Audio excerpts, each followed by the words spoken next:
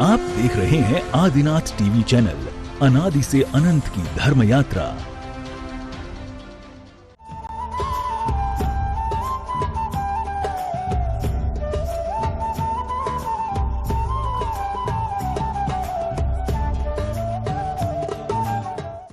इस कार्यक्रम के पुण्यार्जक हैं श्री कंवरलाल जी महावीर प्रसाद जी, पाटनी, मदनगंज, किशनगढ़, राजस्थान। पता चलता है वह कहलाता है शास्त्र, और उन शास्त्रों को समझाने की शैली का नाम होता है अनुयोग। जैन दर्शन में 4 अनुयोग हैं। कल जब भगवान का मुझ कल्याणक हो रहा था, 3 विशाल जनबिंब की प्राण प्रतिष्ठा के बाद में इस अस्य क्षेत्र में 4 मुनिराजाओं के द्वारा 1008 मंत्रों का उच्चारण के साथ में विशाल महामस्तकाभिषेक का कार्यक्रम सभी पूरे भारतवासियों ने देखा। तो उसी प्रकार से आगम में जो अनुयोग कहे हैं वह भी 4 प्रकार के होते हैं। पहला होता है प्रथमानुयोग, दूसरा कर्णानुयोग, तीसरा चरणानुयोग और चौथा होता है द्रव्यानुयोग। यदि व्यवस्था की दृष्टि से देखें तो पथिक को हिम्मत नहीं हारने देता है प्रथमानुयोग, जिसको कहते हैं जैन हिस्ट्री, जैन इतिहास। जिस ग्रंथों में जैन इतिहास का पता चलता है, जिन ग्रंथों के द्वारा, वो कहलाते हैं 63 सलागा पुरुषों के और भी महान पुरुषों जो हुए हैं, जिन्होंने संयम के मार्ग पर, चरित्र के मार्ग पर अपनी उन्नति की है, जिनका वर्णन होता है, वह कहलाता है प्रथमानुयोग, अर्थात जैन हिस्ट्री, इतिहास। क्योंकि तीर्थ क्षेत्र भी जो होते हैं ये हमारे इतिहास को बताने वाले होते हैं। भारतीय संस्कृति इसलिए प्रसिद्ध नहीं कि वह प्राचीन है, बल्कि इसलिए प्रसिद्ध है कि वह मानवता को मानव जीवन जीने की संदेश देता है। इसलिए भारतीय संस्कृति विश्व की सभी संस्कृतियों में अपना विशिष्ट स्थान रखता है। जहाँ पर सामाजिक समरसता, सामाजिक सद्भाव, परस्पर अनेकता में एकता के दर्शन होते हैं, वह कहलाती भारतीय संस्कृति। अब इसको बताने वाला कौन? तो प्राचीन जिनबिंब, शिलालेख और भी जितने पुरातत्व की वस्तुएं हैं, वह सब हमारे भारतीय संस्कृति गौरव गाथा को गुणगान करते रहते हैं। तो उसी इतिहास को जो वह पुस्तक में लिपिबद्ध हो जाते हैं तो वह प्रथमानुयोग के ग्रंथ कहलाने लगते हैं। दूसरे नंबर पर आता है कर्णानुयोग। दूसरों के दोष को देखने नहीं देता कर्णानुयोग। इसका मतलब ये हुआ कि कर्णानुयोग में जो जैन भूगोल है, खगोल है, जैन ज्योग्राफी, किस तरह से कैसे कर्मों का बंध होता है, चलो पंडित आदि इसके ग्रंथ हैं, तो कर्णानुयोग के ग्रंथ कहलाते हैं जिसमें कर्मों के बंधन संबंधी बात होती है। साथ में ये भी बताया जाता है कि खगोल ज्योतिष मंडल में किस तरह से व्यवस्था है, जम्बूद्वीप में, मध्यद्वीप में, मध्यलोक में क्या व्यवस्था है, और नीचे अधोलोक में क्या व्यवस्था है, इसको कहते हैं भूगोल। कुछ लोग कहते हैं ना कि कुछ विषय ऐसे होते हैं, रात भर पढ़ी इतिहास और भूगोल और सुबह उठ के देखा तो पूरा पाठ गोल, सब भूल जाते हैं। पर जो जैन दर्शन के कर्णानुयोग के ग्रंथ हैं, तुल्य प्रणति आदि, इसमें उसका बहुत ही डीपली, गहराई से वर्णन होता है। अब तीसरा आता है चरणानुयोग, जिसको कहते हैं सिविक्स, नागरिक शास्त्र। हम कैसे अच्छे नागरिक बने, चरणानुयोग। कैसे अच्छे श्रावक बने, कैसे अच्छे मुनि बने, कैसे अच्छे आरिका बने, क्षुल्लक इलक बने, कैसे नेक दिल इंसान बने, इनको जो बताने वाले ग्रंथ होते हैं उनका नाम है चरणानी योग, सिविक्स, नागरिक शास्त्र कहते हैं। हमेशा आचार्य महाराज जी एक बहुत अच्छी बात बताते थे, आपने सुना भी होगा, कि हमारा भारत देश जहाँ पर साक्षरता का काफी अभियान चल रहा है, सभी शिक्षा के लिए, ज्ञान के लिए हमेशा तत्पर रहते हैं। अब उस ज्ञान में तत्पर रहने के लिए सभी सरकार अपनी योजनाएं बनाती हैं, घर घर शिक्षा, हर बच्चों शिक्षा, सब हो रहा है, school, college, MBA, CA, engineering, medical, और भी विधि में, न्यायालय में, सभी प्रकार की शिक्षा हो रही हैं। लेकिन वर्तमान की शिक्षा पद्धति को, प्रणाली को देखते हुए एक सुप्रीम कोर्ट के जस्टिस साहब ने कहा था, बहुत गहरी बात कही, कि पिछले 70, 75, 80 साल से, जब से भारत देश आज़ाद हुआ है, हम प्रयास तो कर रहे हैं शिक्षा के क्षेत्र में, सबको साक्षर तो बना रहे हैं, सबके ज्ञान की उन्नति तो कर रहे हैं, हमने 70 सालों में सबको शिक्षित तो कर दिया, पर एक भी नागरिक नहीं बना पाए।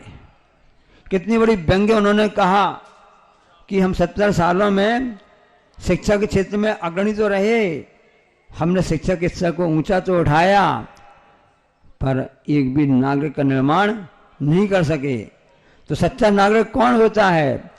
जो अपने देश के प्रति, अपने राष्ट्र के प्रति, अपने धर्म के प्रति, अपने समाज के प्रति, अपने अड़ोस पड़ोस के प्रति और अपने घर के प्रति एक जिम्मेदारी निभाता है, अपने कर्तव्यों का पालन करता है, वही सच्चा नागरिक कहलाता है। इसी के जो ग्रंथ, इसका जिसमें वर्णन होता है वो चरणानी योग कहला गया। कितनी सिंपल बात यहाँ बताई जा रही है। जैन सिविक्स यानी चरणानी योग कहलाया। और उसी के उसके बाद में 64 नंबर पर आता है जब्बानी योग। श्रद्धा से डिगने नहीं देता है, वह कहलाता है जब्बानी योग। अब जब्बानी योग के माध्यम से जब हम ग्रंथों को पढ़ते हैं, 7 तत्वों को जानते हैं और 9 पदार्थों को जानते हैं, तो श्रद्धा आस्था क्या कहलाती है समझ में आती है। संसार में यदि आपको रहना है और कोई भी परिस्थिति से आपको जूझना है तो अध्यात्म को पकड़ो, ये आचार्य महाराज जी का हमेशा कथन रहा है। जो अध्यात्म को पकड़ता है वो संसार की कितनी भी विपरीत परिस्थिति आ भी जावें, उसका कभी भी मार्ग डगमगाता नहीं है। तो अध्यात्म के पकड़ने का एक ही साधन है, जब्बानी योग के ग्रंथों का हम अध्ययन करें।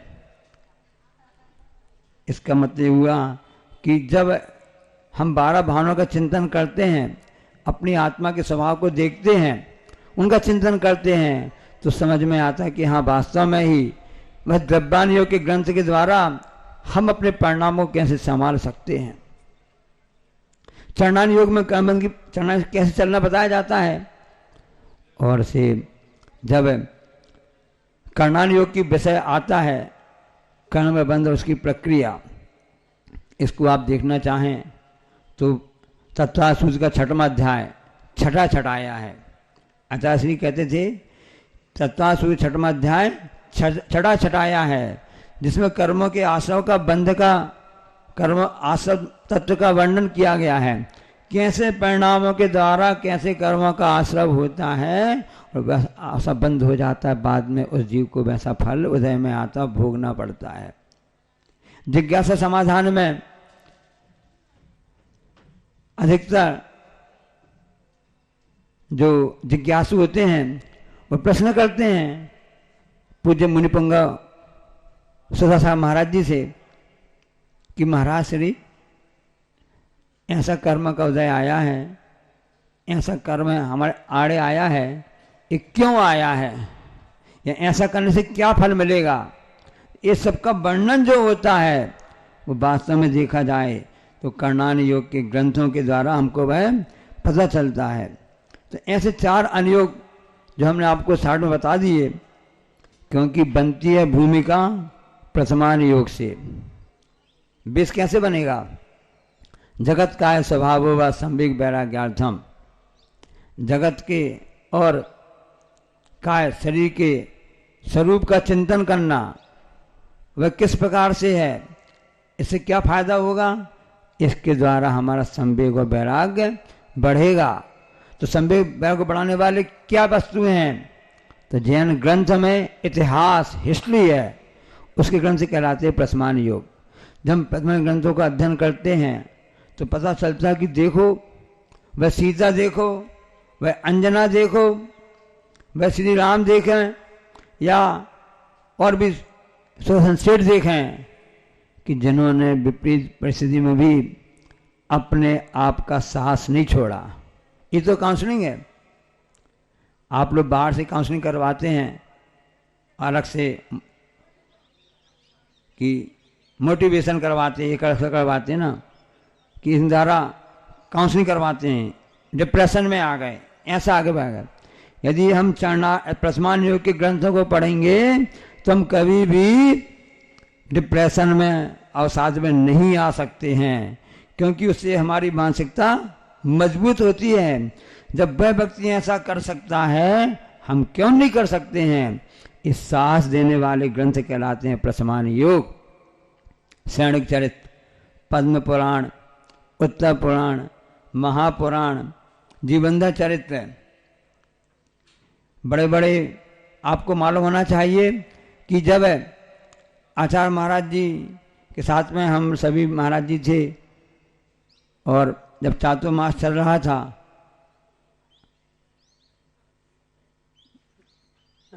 महाराष्ट्र में सिरपुर अंतरिक्ष पार्श्वनाथ में, तो तब आचार्य महाराज जीवंदा चरित्र पढ़ रहे थे। क्योंकि प्रसमान योग के ग्रंथ पढ़ने से जो साहस आता है, जो साधना फलीभूत होती, स्थिरता आती है। प्रसमान योग बाकी अपनी जगह अलग है, पर जो प्रसमान योग ग्रंथों की विशेषता होती है कि वह भूमिका बनाता है, बेस बनाता है। अभी आपने जैसे श्री जी यहाँ विराजमान किए, इसका बेस क्या रहा, त्रिलोकीनाथ यहाँ विराजमान हो गए, आपने वेदी बना दी, पर बेस में आपने क्या बनाया, बेस में मजबूत वस्तु डाली आपने, ईंट है, गिट्टी है, सीमेंट है, जो कि मजबूत बना रहे, ये कहलाता है फाउंडेशन। यदि आपका फाउंडेशन मजबूत है तो आपका ऊपर का जिनालय, मंदिर, इमारत भी मजबूत होगी। ये भारतीय संस्कृति है। एक घटनाक्रम आज आता है कि हिंदू समाज, हिंदू धर्म में स्वामी विवेकानंद हुए हैं, जिन्होंने काफ़ी अच्छी भारतीय संस्कृति की प्रभावना की है विदेशों में जाकर के। तो एक बार वह विदेश यात्रा में गए हुए थे, धर्म के प्रचार प्रसार में, अहिंसा के प्रचार में गए हुए थे। अब अमेरिका की बात हो सकती है, और भी कई ऐसे ग्रंथ रखे हुए थे वहाँ पर। ईसाइयों का बाइबल ग्रंथ है, मुस्लिम समाज का कुरान है, और भी अन्य जितने भी संप्रदाय वाले ग्रंथ वहाँ पर रखे हुए थे। सबसे नीचे गीता रखी हुई थी। किसी अंग्रेजी विद्वान ने व्यंग्य किया कि देखो तुम्हारे हिंदू गीता जो है वह सबसे नीचे रखी हुई है और हमारी बाइबल सबसे ऊपर रखी हुई है। तो स्वामी विवेकानंद जी ने क्या जवाब दिया कि जितने भी आपके शास्त्र आप संख्या बता रहे हो, नाम बता रहे हो, वो सब ऊपर हैं और सबसे नीचे गीता रखी हुई है। तो उन्होंने कहा जो सबसे नीचे होता है वह फाउंडेशन कहलाता है। नींव मजबूत है, आप कहाँ खड़े हैं, सभी लोग कहाँ खड़े हैं, नींव मजबूत है इसलिए ऊपर खड़े हुए हैं। ये हमारी भारतीय संस्कृति की ऐसी विशेषता रही है कि जिसमें फाउंडेशन को मुख्यता दी गई है। तो ऐसे प्रसमनों के ग्रंथ जो होते हैं, जो हमारे इतिहास को बताते हैं और हमारे साहस को मजबूत बनाते हैं। एक बार छोटी सी बात बताकर अपनी बात समाप्त करूंगा। आचार्य महाराज जी का बिहार चल रहा था और उस समय किसी व्यक्ति ने कहा कि आचार्य श्री के समर्षण की जय हो, आचार्य श्री के समर्षण की जय हो, ऐसा नारा लगाया। तो आचार्य श्री ने कहा भाई क्या कह रहे, रोको तो, क्या कह रहे हो। वो व्यक्ति घबरा गया, साहब मैं तो भक्ति भाव से जयकारा लगाया था। तो आचार्य श्री ने कहा जानते हो समोषण क्या कहलाता है भगवान का? जिस समोषण में त्रिलोकीनाथ विराजमान होते हैं और उसकी विशेषता होती है कि जो अंधा व्यक्ति होता है उसको आंख प्राप्त हो जाती है। उस समोषण जो व्यक्ति ऐसा आया जिसके जो लूला है, हाथ नहीं है, उसके प्रभाव से असह्य होता है कि वह भी हाथ उसको प्राप्त हो जाता है। लंगड़ा है उसका पैर भी ठीक हो जाता है, बहरा भी है तो कान से सुनने लगता है, और गूंगा है तो वह भी बोलने लगता है। इस विशेषता समोषण की होती है। और आपने क्या बोल दिया? आचार्य श्री समोषण की जय हो, क्योंकि उसमें बिहार चल रहा था। अब बिहार चलते चलते नंगे पैर रहते हैं, गांव गांव पाँव पाँव, ये दिगंबर साधु की तो विशेषता होती है बिहार की। अब उसमें कांटे हैं, पत्थर हिसाब से होते हैं, तो उस हिसाब से सड़क खराब थी तो काफ़ी पैर में छाले आ गए थे। और उस समय जब छाले पैर में दिक्कत आती है तो चाल एक सी नहीं रहती है, चाल डगमगाने लगती है। तो जब चाल हिसाब से हो गई, एक प्रकार से आचार्य श्री थोड़ा अनबैलेंस होकर के चल रहे थे। अब आचार्य श्री ने कितनी अच्छी बात कही आगम के परिप्रेक्ष्य में कि तुम तो कह रहे हो कि आचार्य श्री समोषण की जय हो। जो समोषण की विशेषता होती है कि जो लंगड़ा रहता है वो भी अच्छे से चलने लगता है। अब यहाँ देखो मेरा खुद पैर में तकलीफ हो रही है, मैं व्यवस्थित होकर के चल नहीं पा रहा हूँ। हीरा पर समृद्धि तो है पर पैरों में तकलीफ होने से व्यवस्थित चल नहीं पा रहे हैं। ये कहलाती है गुरु जी की ऊंची सोच कि उन्होंने बताया कि समोषण की विशेषता होती है कि लंगड़े भी अच्छे चलने लगते हैं और तुम हमारी जय बोल रहे हो, साथ में समोषण की जय भी बोल रहे हो। ये कैसे हो सकता है? इसलिए त्रिलोकीनाथ भगवान का समोषण तो बहुत ही अद्भुत होता है। हम सबका पंचम काल में जन्म लिया है, इतना पुण्य तो नहीं है कि हम भगवान के साक्षात समोषण के दर्शन कर सकें, पर इतना पुण्य भी कमजोर नहीं है कि ऐसे जिन्हें त्रिलोकीनाथ भगवान के साक्षात दर्शन करने हमको भी सौभाग्य प्राप्त हो रहा है। शुभ समवसरण शोभा अपार, सद इंद्र नमस्कार शीशधार। हम हमेशा इस तरह से भगवान की भक्ति करते रहें और प्रार्थना करते हैं कि भगवान हमेशा आचार्य श्री लगता है। देखिए कि आचार्य श्री लोग कहते थे आचार्य श्री जब आपका समोषण लगेगा तो हमको भी उसमें जगह मिल जाएगी, हम भी उसमें आ जाएंगे। तो आचार्य महाराज जी क्या कहते थे? भैया मैं तो यही प्रार्थना करता हूँ कि भगवान का समोषण लगे और एक कोने में छोटी सी जगह हमको मिल जाए। ऐसे हमको भावना करना चाहिए कि भाई समोषण कब आए प्रभु का, गुरु का, कि हमको हमेशा उसमें बैठने का, दर्शन करने का, भक्ति करने का सौभाग्य प्राप्त होता रहे। बोलो अहिंसा परमो धर्म की जय। बहोरीबंद के बड़े बाबा देवादिदेव 1008 श्री शांतिनाथ भगवान की जय। संत शिरोमणि आचार्य गुरु श्री विद्यासागर जी महामुनिराज की जय। तीर्थ शिरोमणि निर्यापक श्रवण जगत पूज्य मुनि पुंगव श्री सुधा सागर जी महाराज की जय। न्यापक श्रवण मुनि श्री प्रसाद सागर जी महाराज की जय। परम पूज्य मुनि श्री पद्म सागर जी महाराज की जय। परम पूज्य मुनि श्री शीतल सागर जी महाराज की जय। क्षुल्लक श्री गंभीर सागर जी महाराज की जय। क्षुल्लक श्री वरिष्ठ सागर जी महाराज की जय। क्षुल्लक श्री विदेह सागर जी महाराज की जय। बंधुओं, हम सभी को अभी परम पूज्य निर्यापक श्रवण मुनि श्री प्रसाद सागर जी महाराज जी की मंगल देशवना को श्रवण करने का सौभाग्य प्राप्त हुआ। अब हमें परम पूज्य गुरुदेव जगत पूज्य निर्यापक श्रवण मुनि पुंगव श्री सुधा सागर जी महाराज की दिव्य मंगल देशना का लाभ प्राप्त होने जा रहा है, सौभाग्य प्राप्त होने जा रहा है। मैं आप सभी की ओर से, सभी श्रावक गणों की ओर से परम पूज्य गुरुदेव के चरणों में बारंबार नमोस्तु करते हुए निवेदन करता हूं कि हे गुरुदेव, आप अपनी दिव्य मंगल देशना से हम सभी को। जय श्री ओम नमः सिद्धेभ्यः। जय श्री ओम नमः सिद्धेभ्यः। जय श्री ओम नमः सिद्धेभ्यः। सर्वमंगल मांगल्यम सर्वकल्याणकारकं प्रधानं सर्वधर्माणां जैनं जयतु शासनं जैनं जयतु शासनं। पंच परमेष्टि भगवान की, आचार्य श्री गुरुवर कुंद कुंद महाराज की, आचार्य श्री गुरुवर विद्यासागर महाराज की, नवाचार आचार्य श्री शवय सागर जी महाराज की जय। मुनि पुंगव श्री सुधा सागर जी महाराज की जय। मुनि संगी की जय। व्यक्ति जब किसी को ऊंचा हुआ ऊंचाइयों पर देखता है तो उसका मन भी ललचता है कि मैं कैसे ऊंचाई पाऊं, मैं क्यों नहीं उस ऊंचाई पर हूं जिस ऊंचाई पर हमारी चाहत है। हम किसी को ऊंचा देखना नहीं चाहते, देखना भी नहीं चाहिए। ऊंचे व्यक्तियों को देखने से कोई फायदा भी नहीं है। अच्छे व्यक्तियों को देखना समझना, उनकी संगति से हमें कोई फायदा नहीं है। भगवान को देखने से भी हमें उनकी उपलब्धि होने से भी कोई फायदा नहीं है। दुनिया में जो कुछ भी है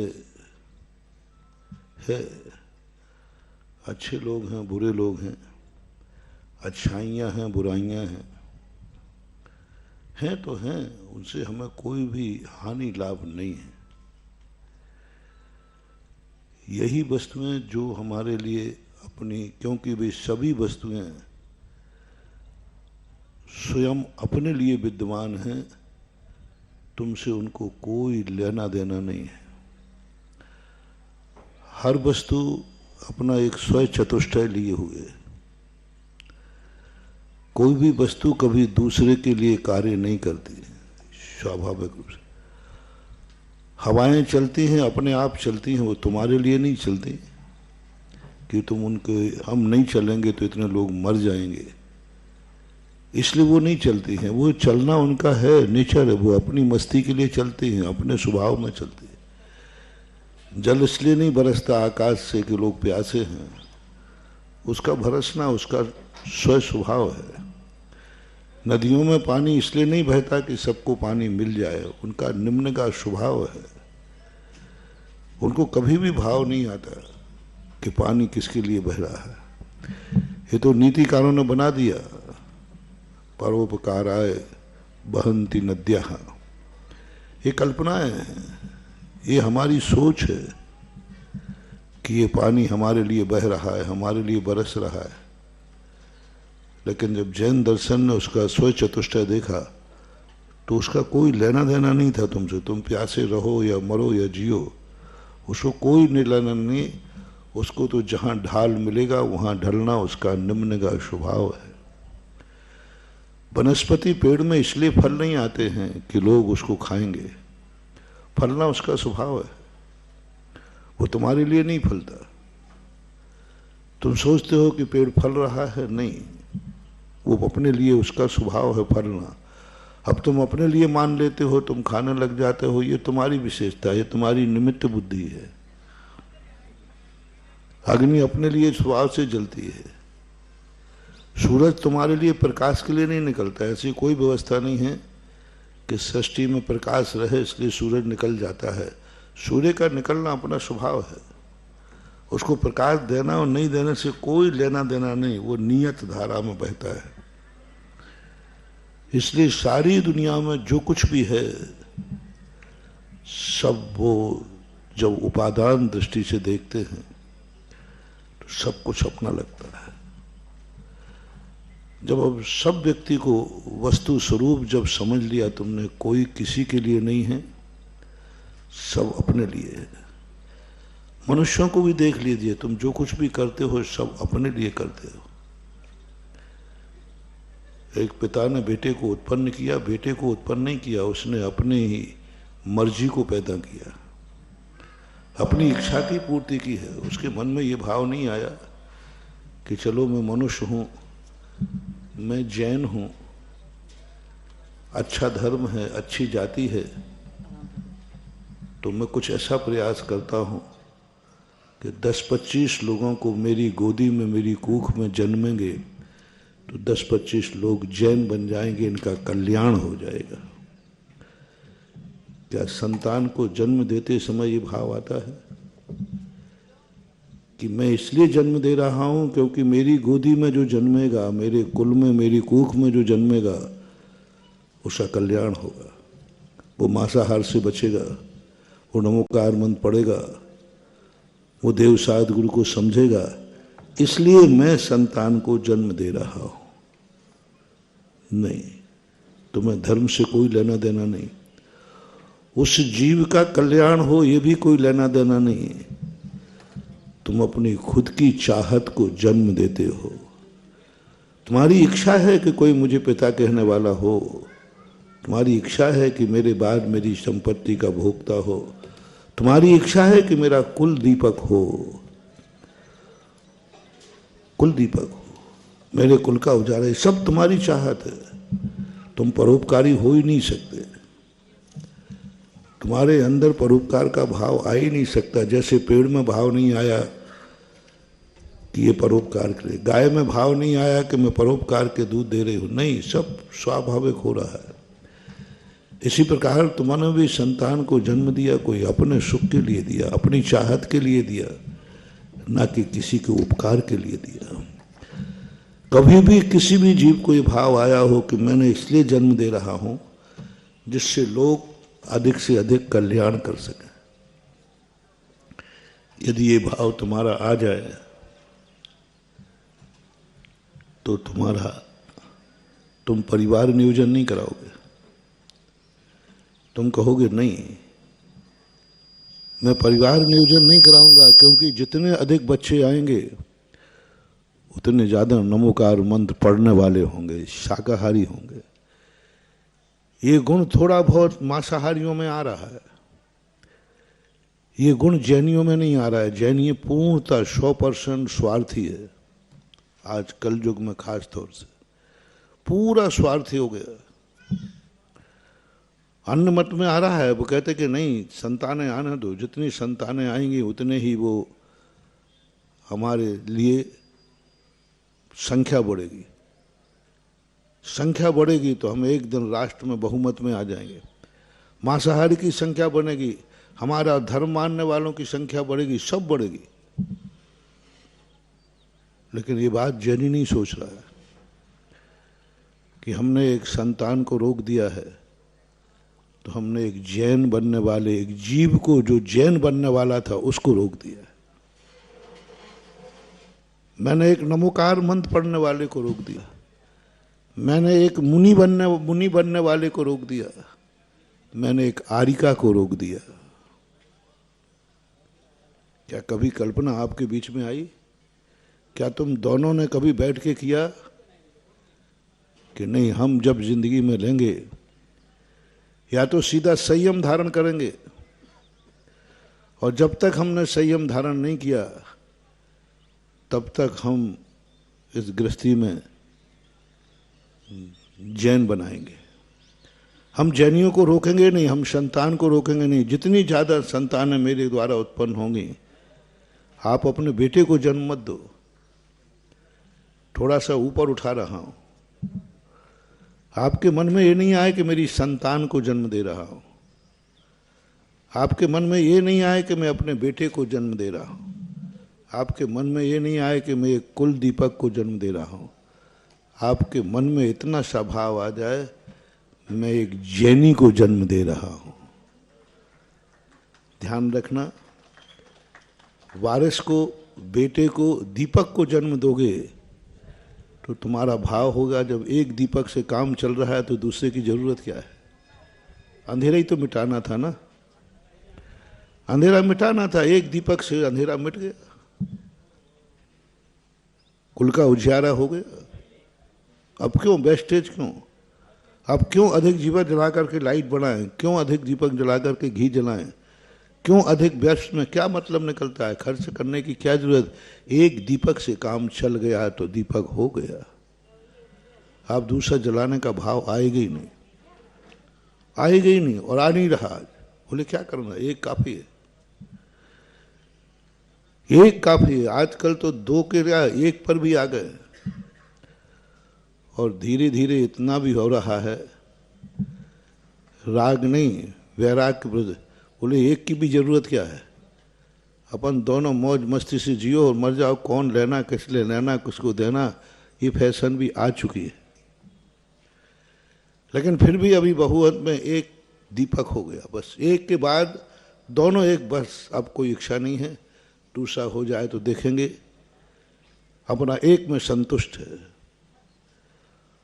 और यही संतोष तुम्हारा बता रहा है कि तुम ना तो जैनी हो, ना तुम धर्मात्मा हो, ना नमोकार मंत्र को चाहने वाले हो, ना मुनि भक्त हो, कुछ भी नहीं हो, क्योंकि आपके मन में कभी ये भाव आया ही नहीं। थोड़ी सी भाव की,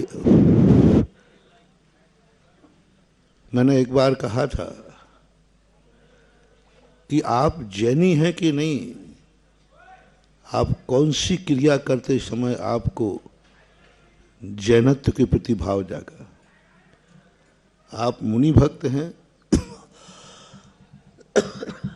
ये सब बहुत छोटा सा सैंपल उदाहरण दूंगा।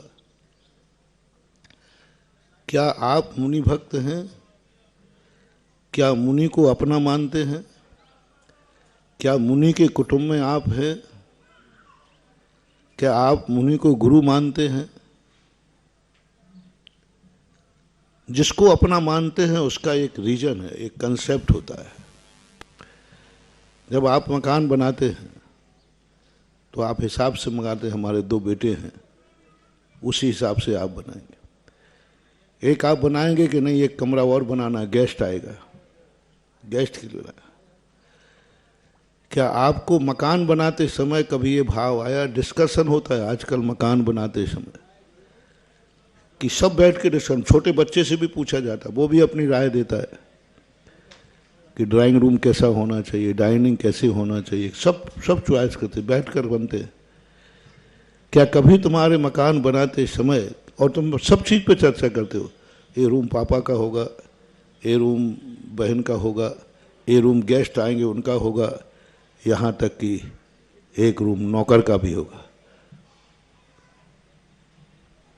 नौकर कहाँ रखेंगे, उनके लिए भी आप रूम का नक्शे में, मैं देखता हूँ नक्शे में नौकर के रूम की चिंता आपने की कि पहले जो नौकर होगा वो कहाँ रखना है, वो कहाँ रहेगा, चौकीदार कहाँ रहेगा।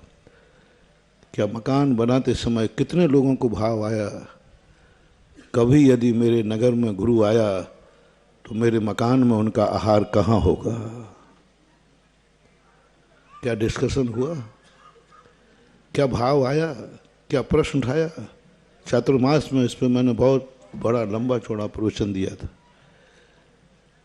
क्या कभी भाव आया तुम्हारे मन में मकान बनाते समय, क्या किसी तुम्हारे घर में किसी ने कहा, क्योंकि महाराज भी मेरे हैं, जैसे बेटा तुम्हारा मेरा है, पिता तुम्हारा मेरा है, रिश्तेदार तुम्हारा मेरा है, चौकीदार तुम्हारा है, नौकर तुम्हारा है, लेकिन गुरु महाराज, यदि मेरापन अंदर से होता, जैसे तुम्हें बेटा पापा और रिश्तेदार के प्रति मेरापन अंदर से है, तो आपने नक्शे में सब चीजें ली।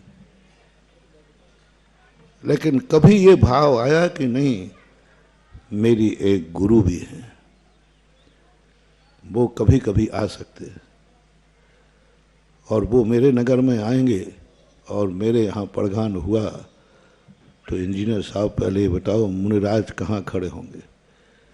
क्या ये जीना बनाते समय इतना उजेला रहेगा कि महाराज हमारे जीने पे जा सकेंगे। क्या महाराज कहाँ खड़े होकर हार लेंगे तो क्या उनका उजेला रहेगा। और अब तुम्हारे गुरु की पहले तो इतना सा भाव आ जाए, कितने लोगों को ये भाव आता है आज के समय में,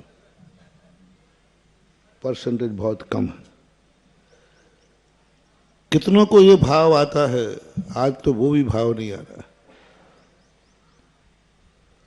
और ये और आ जाए भाव कि तुम्हारे गुरु की पोजीशन क्या है, जिसको तुम गुरु मानते हो, उसकी रेपुटेशन कितनी है, उसकी इज्जत कितनी है, उसका प्रभाव कितना है, उसके फॉलोवर कितने हैं। तुम्हारा गुरु, मैं अपना हमारा गुरु की बात नहीं कर रहा हूं, तुम्हारा गुरु, अपने गुरु के संबंध में देखो कि तुम्हारा गुरु कितना बड़ा है, फॉलोवर है, कितने उसके लोग हैं।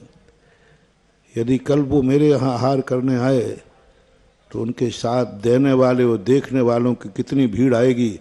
क्या वो मेरे घर में मेरे महाराज का आहार देख सकेंगे? आहार कराने का पुण्य एक तरफ है और आहार दिखाने का पुण्य एक तरफ है।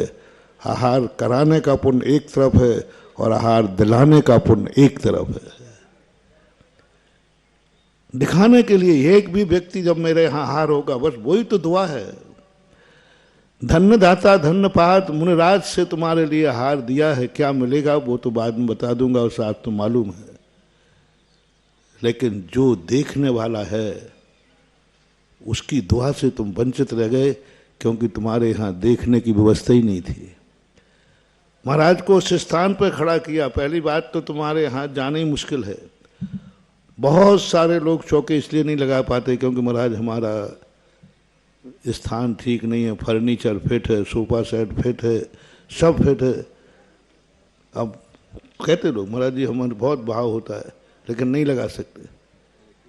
मैं समझ जाता हूँ कि तुमने कभी अपना माने ही नहीं कि हमारे महाराज। महाराज तो पराये हैं, वे तो महावीर स्वामी के हैं, वे तो जैनियों के हैं, तुम्हारे तो कोई है ही नहीं। इससे तुम्हारे अपने व्यक्ति को ये कहना, मुझे शेयर करना, अपने व्यक्ति से ये कहना कि हमारे घर में आपको स्थान नहीं है, आएगा संस्कार, वो हो रहा है। बाप बेटा कहेगा पापा आप मत आना, मेरा बंगला, मेरे बंगले में आपको स्थान नहीं है। ये कैसे आ गया तुम्हारे मन में? तुमने कभी गुरु महाराज आए थे तो तुमने कहा होगा हम चौका नहीं लगा पाएंगे क्योंकि अपने बंगले में महाराज को स्थान नहीं है। बस बन गया वो कर्म। तुमने कभी गुरु महाराज को इसलिए नहीं, तुम चाह रहे थे महाराज को, भक्त थे, मुनि विरोधी की बात नहीं कर रहा हूँ। महाराज इसलिए नहीं चौका लगा पाए, इसलिए नहीं अपने घर में बुला पाए, इतनी नहीं भाव कर पाए कि तुम्हारा मकान में व्यवस्था ही नहीं है, महाराज को आहार हो ही नहीं सकता वहाँ। तो कभी तुम्हारे मन में भाव नहीं कर पाएंगे, अपने यहाँ व्यवस्था नहीं है। दोनों बैठ कर के निर्णय किया होगा महाराज को नहीं पड़गा पाएंगे क्योंकि अपने मकान में सब कुछ फिट है, सब फर्नीचर फिट है, उजेला नहीं है, अनुकूलता नहीं है, भावना तो है। किसी ने पूछा क्यों भाई? तो भाई हमारे घर का बंगला बहुत अच्छा नहीं है, बहुत, तो सब कुछ फिटफाट है। बस आप नोट कर लीजिए, आपकी किस्मत में नोट हो गया। एक दिन यही जवाब तुम्हें मिलेगा। तुमने गुरु को ये जवाब दिया है, जवाब नहीं दिया, गुरु के संबंध में सोचा है। एक दिन तुम्हारा बेटा कहीं होगा और तुम कहोगे बेटा मैं तुम्हारे पास रहना चाहता हूँ। पापा, दुश्मन नहीं है, आपको चाह रहा है। वो तुम्हें पापा आई एम सॉरी प्लीज, हम अपने बंगले में आपको नहीं रख सकते, आपके लायक हमारा स्थान नहीं है, आपको नहीं रख पाऊंगा, बहुत छोटा सा है, XYZ, कुछ ना कुछ वो बहाना बनाएगा। ये जवाब तुम्हें किसका मिला है? ये जवाब तुम्हें कब का मिला है? तुमने कहा था हमारा मकान महाराज के योग्य। वो जवाब मिलेगा, कहीं ना कहीं मिलेगा। जब जब तुम अपने पूज्य पुरुष को, जब जब तुम्हारे गार्जियन को, जब जब तुम्हारे आराध्य को तुम जो भी बहाना बनाओगे वह नियम से निधत्त निकाचित होता है। जो भी समस्या बताओगे वो समस्या निधत्त निकाचित होती है। समस्या भी है तो निधत्त निकाचित है, बहाना है तो वो तुम्हारे जीवन में आए बिना रहेगा नहीं, वो कहीं ना कहीं जवाब मिलेगा तुम्हें, कोई ना कोई जवाब देगा। तुम रास्ते में कहीं अटक जाओगे, कोई झोपड़ी होगी, वो मना कर देगा भाई यहाँ नहीं आओ, तुम सड़क पे पड़े रह जाओगे, नहीं देगा वो सहारा। नहीं तुम्हारे लिए कहेगा कि आ जाइए, क्योंकि तुम्हारा ने एक बार तुमने ऐसा भाव किया था, प्रणाम किया था। हूबहू वैसे वही जवाब मिलेगा। और उस समय आप सोच नहीं पाएंगे कि बेटे ने मुझे नकार दिया। बताओ, मेरा बेटा कह रहा बाप के लिए जगह नहीं है। कर्म कहता है आज बेटा कह रहा है बाप के लिए जगह नहीं है, कल तूने भी तो कहा था गुरु के लिए जगह नहीं। बहुत बड़ी बात, आपको बहुत फीलिंग होगी कि देखो मेरा बेटा कह रहा है, दुनिया कहेगी बेटा कह रहा है कि बाप के लिए जगह नहीं है। बताओ, बेटे के घर में बाप के लिए जगह नहीं है, बेटा का घर बाप के योग्य नहीं है, उसने बाप के लायक कमरे नहीं बनाया। पापा एक ही कमरा है हमारा, कहाँ रखेंगे आपको? तुम नहीं सोच पाए जो रहस्य मैं खोल रहा हूं। किस्मत कहती है यही जवाब तेरा एक दिन गुरु के लिए था, यही जवाब तूने गुरु के लिए था। ठीक है, समस्या भी हो सकती है, बेटा भी कोई जला करके नहीं कह रहा, सही में समस्या है, एक ही कमरा है उसका। लेकिन बेटे की जिंदगी ऐसी क्यों हो गई कि उसके पास एक ही कमरा है? पापा को बिना ऐसे नहीं, द्वेष भाव से नहीं कह रहा मैं, लड़ाकू बेटे की बात नहीं कर रहा हूं, जो बड़े दुख के साथ कह रहा है। चाह रहा है पापा मेरे पास रहें, लेकिन मजबूर है, उसका एक ही कमरा है, एक ही कमरे का फ्लैट है, बहुत दुखी है, बेमन से कह रहा है। विचार ये है कि आपका बेटे का ऐसा पुण्यहीन क्यों हुआ कि उसको रहने को तो बंगला मिल गया, उसके रहने को तो कमरा मिल गया, लेकिन उसके पापा के रहने के लिए उसके पास कमरा नहीं है। चाहने वाले बेटे की बात कर रहा हूं। क्यों उसकी ऐसी किस्मत हुई, क्यों उसकी जिंदगी ऐसी आई? कुछ नहीं बंधु, ये बेटे की बदकिस्मत नहीं है।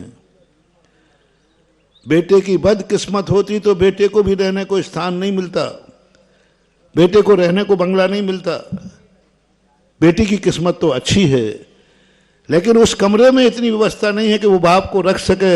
ये बेटे की बदकिस्मती नहीं है, ये बाप की बदकिस्मती है कि उसने जो उसके कर्म ने कहा बेटा दूसरा कमरा मत बनाना, उसने बुद्धि ऐसी कर दी।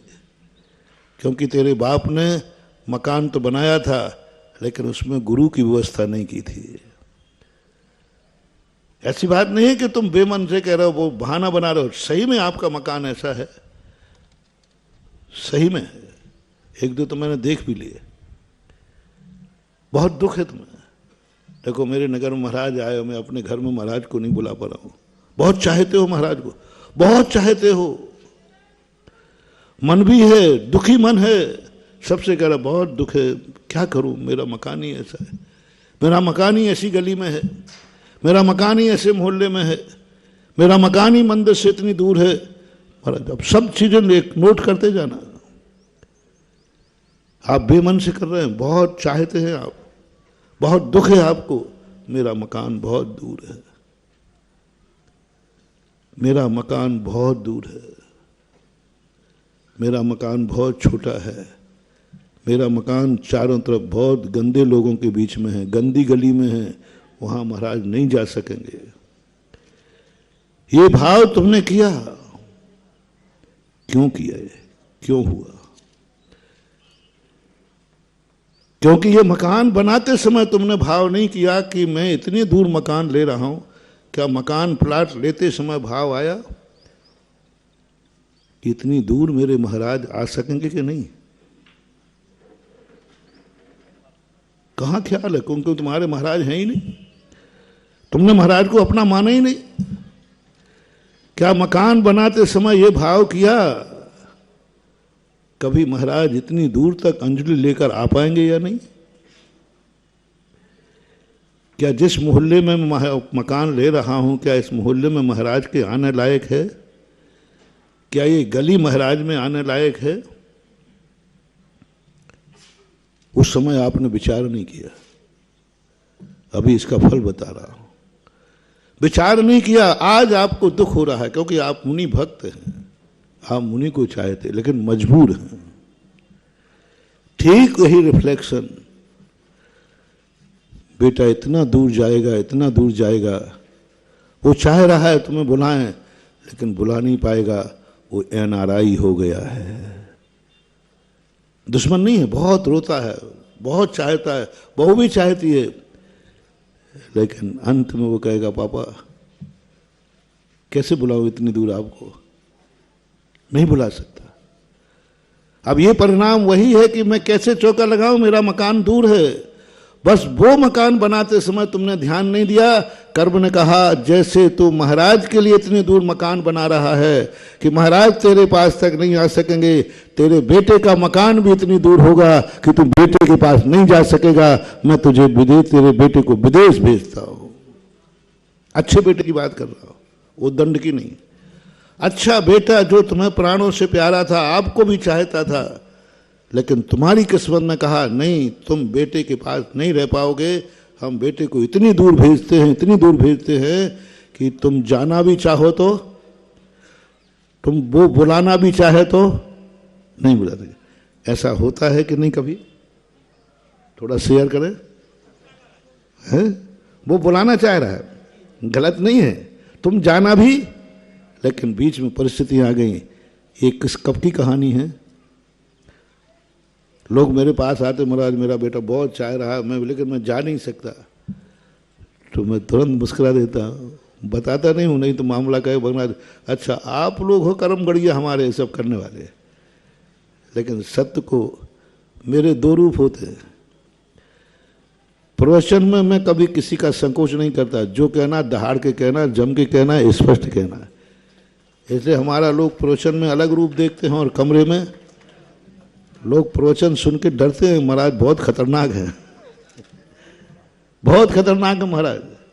लेकिन जब वही आकर के कमरे में देखते तो कहते महाराज वही हैं जो प्रवचन कर रहे थे। तो यहां मैं नहीं डरता, कमरे में नहीं बताया, मैंने कहा अभी बता दूंगा, नहीं तुमने एक बार ऐसा किया था तो तुम बुरा मान, अच्छा महाराज आप लोग कर रहे हो गड़बड़। यहां सुनो कान खोल करके। वो कहानी उसी समय की है जब तुम्हारी जीवन में तुमने मकान बनाया इतनी दूर, विचार भी नहीं किया कि महाराज यहां तक आ सकेंगे या नहीं। उस गांव में चले गए तुम, उस नगर में धंधा करने चले गए जहां मुनियों का आना जाना नहीं है। तुम चले गए वहां कश्मीर, धंधा था वहां। तुम चले गए पाकिस्तान, धंधा था वहां। तुम चले गए वहाँ तमिलनाडु, कर्नाटका, तुम चले गए आसाम, पूंडीचेरी, जहाँ मुनियों का जाना संभव ही नहीं है। तुमने ध्यान ही नहीं दिया, विचार ही नहीं किया। तुमने तो एक एक वहाँ धंधा बहुत अच्छा है, व्यापार बहुत अच्छा है, वहाँ धन को देख करके चले गए। तुम्हारे मन में भी ये भाव नहीं आया कि मैं किस देश में, किस मुल्क में जा रहा हूँ जहां मेरे मुनिराजों का जाना आना नहीं होगा। नहीं, मैं नहीं जाऊंगा। इतना कभी बलिदान गुरु के खातिर तुम इतना बड़ा बलिदान दे दिया। अच्छा धंधा था, अच्छा बंगला था, अच्छा स्थान था, बहुत सब कुछ था, हिल स्टेशन थी, कश्मीर जैसा बहुत सब कुछ था, लेकिन मात्र इसलिए ठुकरा दिया कि मैं वहां नहीं जाऊंगा क्योंकि वहां मेरे गुरु नहीं पहुंच सकते। बस इतना सा बात कह रहा हूं, बस इतनी सी बात कह रहा हूं, मैं नहीं जाऊंगा। अमेरिका में करोड़ों रुपया मिल रहा है आपको, मैं नहीं जाऊंगा। एक भगवान पे लगा लेना, क्योंकि वहां मंदिर नहीं है, वहां भगवान नहीं है। कैसे मिलेंगे हमें भगवान, कैसे मिलेगा समोषण? अभी महाराज जी कह रहे थे ना कि आचार्य से समोषण की बात कही,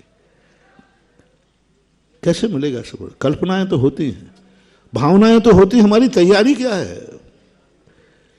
जो मैंने प्रवचन के प्रारंभ में कहा था कि हम किसी को देखकर मन ललचता है कि मैं भगवान, मैं भी बनूं, चाहत के लिए। अभी वो चाहत की बात को मैं अभी गौण कर रहा हूं। कैसे मिलेगा? क्या कभी तुमने भगवान के लिए बलिदान दिया है कि करोड़ों नहीं कितने मिल जाए, मैं उस नगर में, उस देश में, उस मुल्क में नहीं जा सकता जहां मेरे जनेन देव का मंदिर नहीं है। बात इतनी सी बात है, बस और कुछ नहीं। ये बलिदान दे दिया तुमने। अरे भाई प्रॉफिट बहुत है, धंधा बहुत है, पैसा बहुत है। बोले है, लेकिन मैं नहीं जा सकूंगा क्योंकि वहां मंदिर नहीं है। हमारी पहले की माता बहनों में ये होता था, आज भी थोड़ा सा है। कई माता बहनें नहीं जाती, वो कहते नहीं वहां नहीं जाऊंगा, तुम जाइए आइए, लेकिन मैं, क्योंकि वहां मंदिर नहीं है। ये जो बलिदान है महानुभाव, ये बलिदान तुम्हारा इतना बड़ा बलिदान है, वो कभी तुम्हें अपने बेटे से अलग नहीं होने देगा। जो बेटा चाहता है यहां उसकी व्यवस्था होगी। तुम्हारा कर्म कहेगा तुमने एक बार मंदिर के लिए झंडा ठुकरा दिया था, मंदिर के भगवान के खातिर तुमने व्यापार ठुकरा दिया था। तुमने कहा नहीं जाऊंगा, मकान बहुत सस्ता मिल रहा था, अच्छा मिल रहा था कॉलोनी में, मात्र इसलिए, कई कारणों से आप मकान को ठुकराते हैं। बहुत सारे कारण हो जाते हैं, महंगा है, अच्छा नहीं है, अच्छे लोग नहीं हैं, हमें धंधे पानी से आने जाने में, ये सब कारण होते। एक व्यक्ति अपन को जिंदगी में एक देखना है, क्या तुम्हारी सब सुविधा युक्त मकान, सब सुविधा युक्त आवास, क्या तुमने भगवान के खातिर ठुकराया?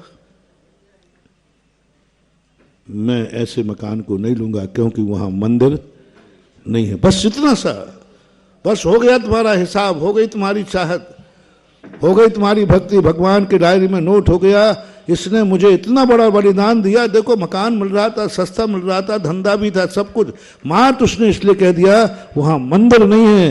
ये बलिदान कोई साधारण नहीं बंधु, यही भक्ति है, यही अंतरंग भक्ति है, और यही तुम्हारा भविष्य है। अब भगवान कहेगा कि जिसने मेरे खातिर बुलाया किया है, मंदिर के खातिर मकान ठुकरा दिया, धंधा ठुकरा दिया, भगवान कहेगा इसको मैं कहीं दूर नहीं जाने दूंगा। आज तो ये पंचम काल में जन्मा है, एक दिन ये विधेय क्षेत्र में जन्मेगा। आज प्रतिमा के खातिर, एक जड़ प्रतिमा के खातिर उसने धंधा ठुकरा दिया। भगवान कहेगा जल्दी आ, कम हियर, विधेय क्षेत्र में तुम्हारा जन्म होगा और तुम समूह क्षण में बिल्कुल नियरेस्ट बैठे होगे। महाराज ने तुम्हें मन ललचा दिया, हमने प्रोसेस बता दी। महाराज ने तो बता दिया कि आचार्य जी आपका समूषण लगे तो छोटा सा स्थान हमें उठाना। आचार्य जी ने भी अपना निपटा लिया कि देवी फिरे दिनों की मारी, पंडा कहे सीधो लाओ। हम खुद कह रहे हैं कि समूषण में छोटा सा स्थान हमें मिल जाए। सब अपनी अपनी सोचते हैं, लो अपन सबको स्थान मिलेगा। क्या कभी तुमने एक मंदिर के खातिर कोई बलिदान किया है क्या? मात्र मंदिर के खातिर पूछ रहा हो, मंदिर के खातिर बलिदान किया है क्या?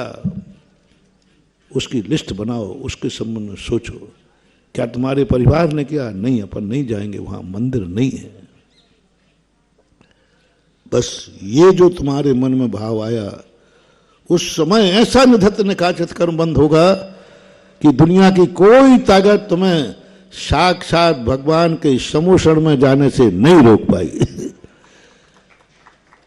उन्हें तुमने मेरे खातिर, एक मूर्ति के खातिर, एक मंदिर के खातिर तुमने धंधा छोड़ दिया, व्यापार छोड़ दिया। अब मैं तेरा ऐसा पुण्य मानूंगा कि तू सदा मेरे पास रहेगा, मेरे समूषण में रहेगा। और ज्यादा यदि बलिदान हो गया तो भगवान कहेंगे मैं भी सिद्धालय जाऊंगा, तू भी मेरे साथ सिद्धालय चलेगा। जहां भगवान होगा वहां। पहले बलिदान बताओ, भक्ति क्या है हमारी? हम छोटी छोटी सी बातों पर हो मन को उपेक्षित कर, हाँ ठीक है मंदिर नहीं है तो क्या हुआ, धंधा तो है। आपके परिवार के लोग भी कह देंगे, आपको मंदिर नहीं हुआ तो क्या हुआ, धंधा तो है, पैसा तो है, मकान तो अच्छा है, सब कुछ अच्छा है, मंदिर नहीं हुआ तो क्या हुआ। आजकल के लोग बच्चे ऐसा कहने, मंदिर नहीं हुआ पापा तो क्या हुआ, मकान तो कॉलोनी तो बहुत अच्छी है ना, देखो कितनी, बाकी सब मंदिर नहीं हुआ तो क्या हुआ।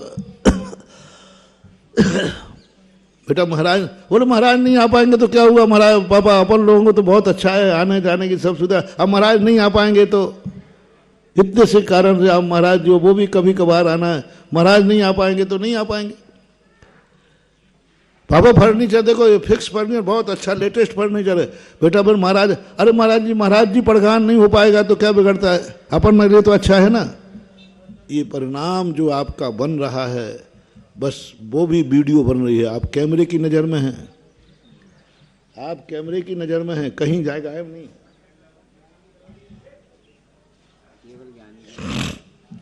पूरी कैमरे की नज़र में हैं। ये कर्म वर्णा है, ये निधत्त निकाचित कर्म। बोले क्या कहा तूने? मंदिर नहीं है तो क्या हुआ? जवाब मिलेगा। भगवान है तेरे, बाप है तेरे, जगत पिता है तेरे।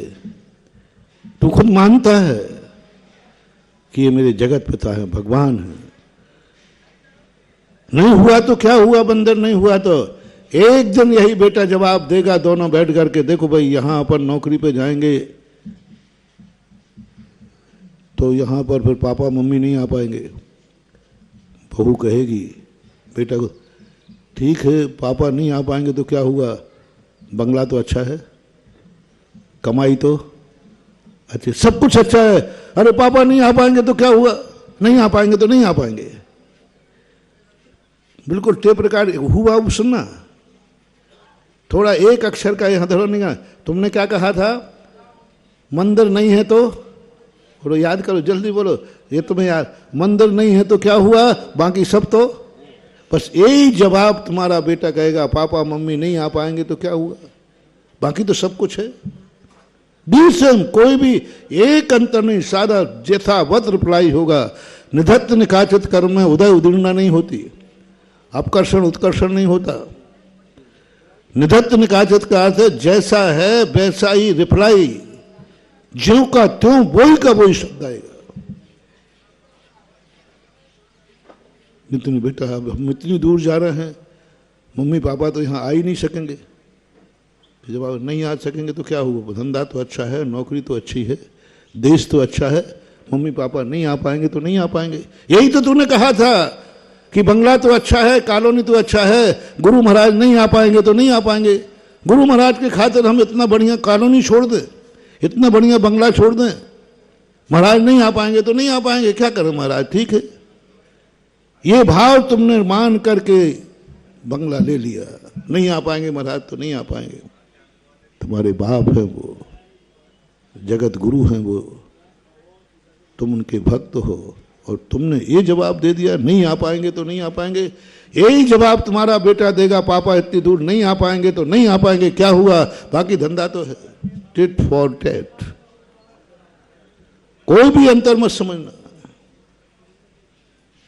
रहने के स्थान पर दान में भी यही समझ लेना,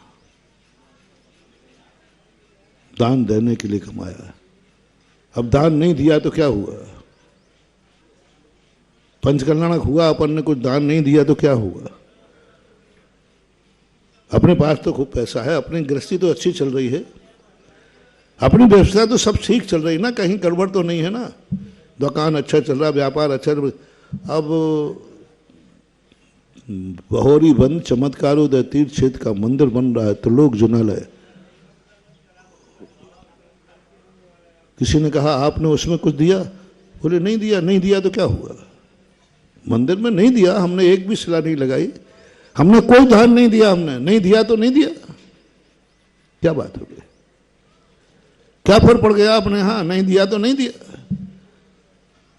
यही वस्तु का जवाब मिलेगा जब तुझे पैसे की जरूरत होगी और तुम्हारा बेटा कहेगा, पापा ही कहेगा, दोनों हमारे पास पैसा सब कुछ है, पापा को नहीं दिया तो नहीं दिया, क्या बात हो गई, नहीं देना, नहीं हुआ भाव, नहीं देना, हमारे पास खर्च से बच नहीं रहा है, हमारे पास बहुत ज्यादा खर्च है। आप एक बेटा पिता को जब पैसे की जरूरत पड़े तो क्या क्या जवाब मिलता है, मैं कम कह पाऊंगा, तुम भुक्त भोगी बैठे हो। कितने पिता हैं जो बेटे के राज्य में मजबूर होते हैं, कुछ नहीं कर पाते, इच्छाएं हैं, क्या करे, वो अपने पास तो कुछ है नहीं, बेटा दे देगा, बहू दे देगी, पराधीन हो गए, तड़पते हैं, तरसते हैं एक एक रुपए को। यहां तक कि बेटे के राज्य में जब बाप कमाना बंद कर देता है तो मेरे सामने जवाब देते पाए गए, महाराज जी आजकल मैंने कमाना बंद। बोल दो ना, बोल दो, सब मजबूरी तो बैठे हो। महाराज जी नहीं, तुम तो बड़े दान देते थे, तुम तो बहुत बड़ी परिस्थिति थे। अब महाराज जी आप, वो जमाना था, हमारी कमाई थी, हमारा पैसा था, हमारा जहाँ जो मन करता था कर देते थे। अब महाराज जी अब समझो बात को, अब बच्चे, हमने तो कमाना बंद कर दिया, अब बच्चों का मामला है। अभी हम बोल रहे हैं, कई माता पिता चोरी से बोलते हैं। मैंने कहा भैया खुला बोलो ना, क्या बच्चों से पूछना, अभी तो तुम बाप हो। अरे महाराज जी घर से निकाल देंगे, बहू रोटी बने ऐसी कलाई होगी। ओहो, मैंने ऐसे घर देखे हैं महानुभाव, जिनके माँ बाप कोई बोली ले गए धर्म की, और घर में जाके इतनी कलाई हुई, इतनी कलाई हुई कि घर से निकलना पड़ा माँ बाप को। एक केस मेरे साथ ही हुआ था, इतना झगड़ा हुआ कि बच्चों ने इतना उनको अवहेलना की, निकाल दिया घर से। मैंने बोली वापस कराई और उनको वापस घर भेजा। बोली के मां दान के खातिर घर में इतनी कलह हुई, बेटों ने इतना झगड़ा किया, बहू ने इतना झगड़ा किया, सीधा कह दिया आप अपनी चुकाओ, इस घर में आपको कोई जगह नहीं है। मैंने कमेटी बैठा ली, कमेटी कहने लगी महाराज जी ऐसे कैसे बोलियां वापस हो जाए। तो मैंने कि मैं तुम्हारी कमेटी की बोली मैं पूरी कराऊंगा, तुम लोग हमें भी नहीं छोड़ते, तुम तो कलाकार है, ये कमेटी वाले, अरे ये किसी के मीत नहीं है, ये तो पैसा के मीत है। कमेटी वालों को ना महाराज से मतलब है ना भगवान से, इनको तो बस रट्टी बारह आते जाए, वे महाराज बहुत अच्छे हैं, आय करावे और खर्च नहीं करावे। अरे इससे अच्छे महाराज कोई हो ही नहीं सकते, हो ही नहीं सकते। और जो महाराज बेचारे आय नहीं करा पाए तो कहते महाराज जी आप बिहार कब कर रहे हो, ऊपर से नहीं कहोगे तो मैं सब जानता हूं। मैंने कि भाई आपकी बोली कैंसिल होगी, इससे अच्छे में जाएगी, ये मंदिर कैंसिल होगा बहुत अच्छे में जाएगा। मंदिर बोल दिया, बोली ले ली, घर में कलह हो गई, कमेटी वापस करने को तैयार नहीं। मैंने कमेटी को दिया कि आप उसकी बोली वापस कर दो, जिस दान को देने के बाद घर में कलह हो वह दान मैं कभी दान नहीं मानता हूं, किसी भी रूप में नहीं मानता हूं। बहुत बड़ा अनर्थ है जिस दान के कारण महानुभाव, मोटिवेशन बीच में लेते चलना,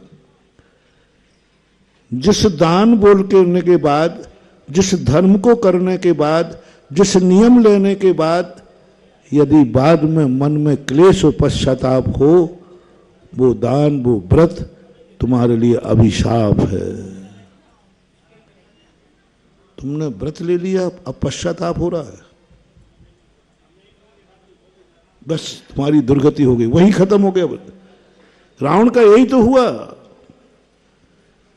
रावण नरक नहीं जा सकता था क्योंकि उसका एक नियम था, कैलाश पर्वत को ऊपर मुनि महाराज से लिया था, कोई नहीं, एक नियम लिया था, और जब तक कोई भी एक नियम है उसकी कभी दुर्गति नहीं हो सकती। बस रावण को अंत में इतना ही भाव आया, काश मैंने ये नियम नहीं लिया होता तो आज सीता को हठात और बलात् अपने काबू में कर लेता। लेकिन मैंने नियम लिया था, जब तक कोई स्त्री मुझे नहीं चाहेगी मैं कभी उसके साथ कोई जोर जबरदस्ती नहीं करूंगा। नियम तोड़ा नहीं, बस इतना पश्चाताप हुआ कि मैंने ये नियम लेकर के नहीं लेता तो अच्छा था। नियम तोड़ा नहीं, नहीं लेता तो अच्छा था। बस उसी समय नरक आयु का बंद हुआ और नरक चला गया। मोटिवेशन यदि आपने भी कोई नियम ले लिया है और बाद में पश्चाताप मैंने नियम लेकर गलती की, आपका नियम खत्म हो गया, आपकी दुर्गति निश्चित है। नियम तोड़ने से ही नियम नहीं टूटता है, नियम की आसाधना करने से भी नियम टूट जाता है। आसाधना कहलाती है, विराधना और आसाधना, दो शब्द आते हैं, विराधना और आसाधना। 11वें गुण स्थान में रहने वाले, धबला पुस्तक 5, पूज्यवर वीर सेन स्वामी, 11वें गुण स्थान में लीन रहने वाले मुनिराज ध्यान में बैठे, एक अंतर्मुहूर्त के अंदर सीधे मर करके नरक चलेगा, नेवो चलेगा। कैसे चलेगा? वो कपड़े तो पहने ही नहीं, ध्यान में अभी भी बैठे हैं। मात मन में भाव आ गया, मन में भाव आ गया, मैंने ये मुनिव्रत लेकर गलती की है। एक कहानी आती हमारे शास्त्रों में, एक मुनिराज बन गए और राजकुमार को राज्य दे दिया, और जैसे महाराज बने तो दुश्मन राजा जो उनके सामने कभी सिर नहीं उठाता था, आंख नहीं उठाता था, इनके मुनिराज बनते उसने आक्रमण कर दिया। और महाराज से श्रावक लोग तो आग लगाने में माहिर होते, पक्का, बस मुनिराजों को आग लगाना। वो गए, महाराज जी आपके दीक्षा लेते ही फलाने राजा ने आक्रमण बोल दिया है आपके बेटे के ऊपर। ओहो, उसकी हिम्मत, वो बोल दिया। ओहो, आज मैंने दीक्षा लेके गलती की, आज मैं होता तो आज उसको निपटाता, आज दिखाता उसको मजा इसका। मैंने दीक्षा लेके गलती की, यदि मैंने दीक्षा नहीं ली होती तो ऐसा एक एक तीर में तीर चलाता। उसी समय उनको नरक गति का बंध चालू हो गया, नरक गति का बंध चालू हो गया। भगवान के समोषण में श्रावक ने पूछा, उन्होंने कहा इस समय वो 7 में नरक की आयु बंद हो जाए तो सीधे 7 में नरक जाएंगे। अरे मुनिराज को 7 नरक, नरक गति, अरे द्रव्य वृत्ति कोई नहीं होती है, मुनिराज को कैसे नरक हो गया? उन्होंने व्रत तो छोड़ा नहीं, विराधना तो की नहीं। मुनि महाराज ज्यों के त्यों बने, ध्यान में भी ज्यों के त्यों बैठे, आसाधना करते। मुनिराज को कभी नरक गति का बंध ही पहले गुण स्थान तक होता है। नरक गति का गंध, त्रियंश गति का बंध दूसरे गुण स्थान तक होता है, होता ही नहीं ऊपर। और मुनिराज को नरक गति का बंध, मात इतना भाव आया, दीक्षा नहीं ली होती तो बता देता, अभी तक दीक्षा नहीं ली होती तो बता देता। एक बार राजस्थान में एक घटना घटी, पूरा नहीं बताऊंगा, एक कोई घटना, और वो मीटिंग में क्या बोले, तुम लोग इतने बोल रहे हो, यदि मैं वृत्ति नहीं होता तो आज सबको बता देता। इसी सभा में बंदूकें चल जाती, वो तो मैं क्या करूं, मैं तो वृत्ति हो गया, वृत्ति नहीं होता तो एक व्यक्ति ने खड़े होके कह दिया, साहब मुझे भी कम मत समझो, आप वृत्ति नहीं होते तो अभी तक तुम्हारे दांत हाथ पर रख देता है। मेरे सामने की घटना है। उन्होंने कहा कि मैं वृत्ति नहीं होता तो आज बता देता, बंदूकें चल जाती, वृत्ति नहीं होता तो, रिपीट कर रहा हूं, क्या कहा, वृत्ति नहीं होते तो सामने वाले ने भी क्या क्या जवाब दे दिया, यदि आप वृत्ति नहीं होते तो अभी तक दांत हाथ पर रख देता। मैं भी सुनने वाला नहीं, मैं भी इसलिए सुन लिया आपकी बात क्योंकि आप वृत्ति है। बोलो ये जवाब कैसा रहा? जैसे को तैसा। मैं मुस्कुरा गया, मैंने कहा सही जवाब दिया। कोई महाराज तुमसे कहे मैं महाराज नहीं, महाराज हूं इसलिए ध्यान रखना, क्या समझ रखा है? तो तुम भी जवाब कहना, महाराज जी मुझे भी आपने क्या समझ रखा, आप महाराज नहीं होते तो महाराज हो इसलिए हम कुछ नहीं बोल रहे हैं। ऐसे को यही जवाब मिलना चाहिए। यहां प्रसंग ये है कि वो समय उन्होंने जैसे ये कहा, खत्म हो गया। अब वो वृत्ति है ही नहीं, पाखंडी है। गुण स्थान गिर गया। ये मन में भाव आया, मात मैं वृत्ति नहीं होता तो, मैंने ये नियम नहीं लिया होता तो। तंदुल मत्स्य इसी भाव से तो 7 में नरक जाता है। शास्त्र में आता है कि एक मुंह बाकर के बैठा रहता है, उसके मुंह मछलियां आती जाती है। वो आंख का मिक्खू छोटा सा मत्स्य बोलता है, काश इस स्थान पर मैं होता तो। ये देखो मूर्ख सो रहा है, मछलियां आ रही, मैं होता तो एक मछली नहीं बनने, मैं होता तो एक को नहीं छोड़ता। बस उसने मारा कुछ भी नहीं है, एक भी मछली को उसने प्राण नहीं लिए, अकेला। कितना भाव आया, मैं होता तो 7 में नरक चला जाता है। बोलो, ये सामान्य संसारी प्राणियों की ऐसा बोलने की आदत है कि नहीं? बराबर ये आदत है, मैं ये होता तो, मैं होता तो, मैं होता तो। तुम नहीं होकर के भी तुम वहां पहुंच चुके। 7 में नरक की आयु का बंद, गति का बंद हो रहा है। मुनि महाराज के भेष में पिछी कमंडलधारी को इतना मात्र आया, मैं यदि मुनि नहीं होता तो। खतरनाक चीज है महानुभाव, खतरनाक चीज है। वो सेठ जी ने नियम ले लिया, सामायिक तोड़ी नहीं, उन्होंने नियम ले लिया, जब तक दीपक जलेगा तब तक मैं सामायिक करूंगा। अब सामायिक का नियम लेने वाले की दुर्गति नहीं हो सकती, पक्का है, हो ही नहीं सकती, क्योंकि सामायिक का नियम है। मैंने गौर से पढ़ा कि मैंने कि यहाँ पुजवर नेमीचंद महाराज कह रहे हैं, कोई भी एक छोटा सा नियम है तो भी वो दुर्गति का पात्र नहीं है, चाहे भली वो एक मछली का त्याग हो, चाहे 14 का त्याग हो, चाहे कौवे के मांस का त्याग हो। सारी कथाओं को मैंने देखा, मैंने की बात सही है, लेकिन यहाँ तो ये सामायिक का नियम लिए बैठा है और दृढ़ होकर बैठा है, तोड़ नहीं रहा है, फिर भी ये मेढक कैसे बन गया? पूरी कहानी को मैंने, उस कहानी को कम से कम शुरू की बात है, कम से कम 5-6 बार पढ़ा। मात इसलिए, या तो नेमीचंद महाराज ऐसा क्यों कह रहे हैं, और ये तो सामायिक का नियम, बेचारा मर रहा है सामायिक के लिए, मर गया लेकिन सामायिक नहीं तोड़ी। इतना दृढ़ श्रद्धालु, मर गया लेकिन सामायिक नहीं तोड़ी। ओहो, फिर कैसे चला गया? 5-6 बार पढ़ने के बाद पकड़ में आया कि उसके मन में इतना सा भाव आ गया, मैंने ये नियम नहीं लिया होता तो, मैंने ये नियम ठीक नहीं लिया, जब तक दीपक जल। बस ये भाव आते ही त्रियंश गति का बंद हो गया। आप लोगों को ऐसे कब किस किस नियम में आता है, मैं नियम नहीं लेता तो। और सम्यक दृष्टि क्या कहता है? सम्यक दृष्टि क्या कहता है? यशोधर चरित, श्रेणिक चरित में आया है, यशोधर महाराज ने जब गले में सांप डाला, वहाँ का चिंतन गजब का है। उन्होंने कहा बहुत अच्छा है, इसने गले में सांप डाल दिया, बहुत अच्छा हुआ, आज राजभत सामायिक हो गई। यदि ये नहीं डालता तो मैं इतना सामायिक, अच्छा हुआ इससे सामायिक हो गई। उपकारी है।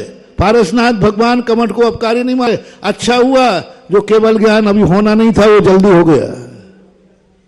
ध्यान में 2.25 घंटे के लिए ध्यान में बैठे थे। जिस समय ध्यान में बैठने का मन हुआ बिजौलिया की शिला के ऊपर, उनका ये भाव नहीं था कि मैं 8 दिन बैठूंगा या केवल ज्ञान प्राप्त करूंगा। यूं चलते चलते स्थान अच्छा था, रमणीक था, ध्यान में बैठ गए। अब ध्यान में बैठते बीच में कमठ आ गया और कमठ ने उपसर्ग शुरू किया। पारसनाथ का चिंतन बड़ा गजब का है। पारसपुराण में 299 श्लोक शिला पर लिखे हुए। शिखर पुराण करके लेखक का पूरा पुराण नदी की एक शिला के ऊपर, भारत का सबसे बड़ा शिलालेख है, पूरा पुराण शिलालेख पकड़ा। उस शिलालेख में पारसनाथ क्या चिंतन किया, अच्छा हुआ कमठ के कारण मैंने अधिक ध्यान, नहीं तो 2 घंटे बाद में उठ करके विहार कर जाता है। कमठ के कारण कम से कम मुझे ध्यान करने का मौका मिल रहा है।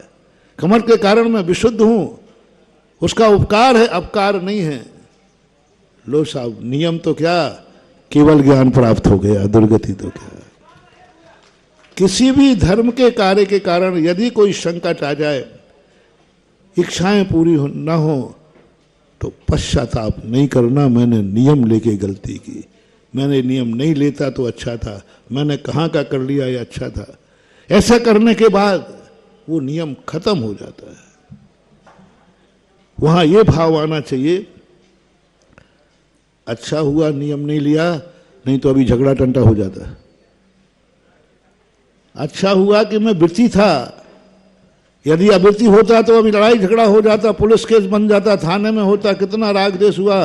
अच्छा हुआ कि मैं वृत्ति था, इसलिए बंदूक नहीं चला पाया।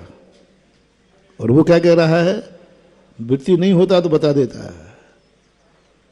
अंतर दोनों में ज्यादा नहीं है। मैं वृत्ति हूं इसलिए झगड़े से बच गया, और वो कह रहा है वृत्ति नहीं होता तो निपटा देता। व्रत टूट गया, नियम टूट गया। कितने वृत्ति मैंने देखे ऐसे, कितने साधु आगम में देखे, दुनिया में देखे, जो नियम लेने के बाद उनको पश्चाताप होता है। मैं तुरंत मैं इस संबंध में बहुत सावधान है। तुमने कोई भी दान बोली ली है, यदि किसी को भी पश्चाताप हो, मेरे सामने आ जाना। मैंने ऐसे बहुत सारे केस किए हैं। मैं आपकी बोली कैंसिल कराऊंगा, थोड़ा समझाऊंगा जरूर, बताऊंगा कि अवभाग्य मानो, अवभाग्य मानो कि दुनिया में ऐसे पापी लोग हैं जो पाप के कारण से रोड पे आ जाते हैं, शक्ति से बाहर पाप करते हैं। हमने उदाहरण दिया था, ऐसे कितने बेटे हैं जिनके बेटों ने व्यसनों के कारण तुम्हें रोड पर ला दिया, जुआ के कारण, स्मैक के कारण, शराब के कारण, सब संपत्ति रोड पर ला दिया। तुम्हारी शक्ति नहीं थी, फिर भी बेटे ने तुम्हें कर्जे में डाल दिया। शक्ति नहीं थी, फिर भी तुम्हारे बाप की कोई बुरी आदत के कारण से तुम्हारी सारी संपत्ति में, तुम्हें वसीयत में कुछ भी नहीं बचा। ऐसे बेटे हैं जो कहते महाराज मेरे बाप के पास इतना धन दौलत था, लेकिन सब बर्बाद कर दिया, सब बर्बाद कर दिया, जुए में, शराब में, खुले विष्णु में, सब खत्म कर दिया, सब खत्म। फिर भी आप जी रहे, फिर भी आप जी रहे हैं, फिर भी आपका बाप बेटे का संबंध है। मैं समझाता हूं, कोई बात नहीं। धर्म की बोली शक्ति से ज्यादा ले ली ना तुम्हारे पिता ने, शक्ति से ज्यादा ले ली ना तुम्हारे बेटे ने, शक्ति से ज्यादा ले ली ना तुम्हारे भाई ने या तुमने। तो पहली बात तो मैंने तुम्हें मोटिवेशन दे दिया, ऐसा चिंतन करना। धर्मराज ने तो अपने भाइयों तक की संपत्ति एक रात में जुए पे लगा दी, वनवासी हो गए, इंद्रप्रस्थ जैसा पा करके रोड पे आ गए। हम तो कम से कम शक्ति से ज्यादा मैंने धर्म की बोली ले ली, कोई बात नहीं, कोई बात नहीं। पापी पाप सदा, मैं पूछना हूं, शेयर करना। व्यसनी पापी अपने शक्ति प्रमाण पाप करते हैं कि शक्ति से ज्यादा करते हैं, शेयर करना। व्यसनी की बात कर रहा हूं, हैं? आप लोग तो सब हैं, बोलो ना, प्रेम जी बोलो ना। तो जुआड़ी शक्ति से मान लगाता है जुआ पे कि शक्ति से ज्यादा? कुछ अच्छे होते हैं सबको मालूम। मैंने जितने व्यसनियों को देखा है, व्यसनी सदा शक्ति से, तुम लोग कोई व्यसनी नहीं हो, चिंता नहीं करना कभी तुम्हारे मन में ऐसा भाव आ जाए, व्यसनी जितने हैं सब व्यसनी शक्ति से ज्यादा पाप करते हैं। शराबी शक्ति प्रमाण शराब पीता है कि शक्ति से ज्यादा? फोकट में मिलती जाए तो, और कहीं देखो या नहीं देखो, पिक्चर में तो देख ही लेना है, शक्ति से ज्यादा पीता है वो, उसी में मरता है वो। लोग विदेशियों की नकल करते, विदेशी शक्ति से ज्यादा नहीं पीते, लेकिन भारतीय ठर्रा पीता है बस। शक्ति, जुआड़ी शक्ति से ज्यादा नहीं। स्मैक्सी, सब पापियों को देखना आप, संसार में पापी लोग शक्ति से ज्यादा पाप करते हैं, कर्जा में हो जाते उन्हीं पापों के कारण, संपत्ति जायदाद बिक जाती है पापों के कारण। हमें ऐसे लोग बताओ जो धर्म की बोली के कारण से शक्ति से ज्यादा हो गए हो, और शक्ति से ज्यादा भी हो गया हो तो जिनको बोली चुकाने के लिए लोन लेना पड़ा हो, कर्जे में हो गए।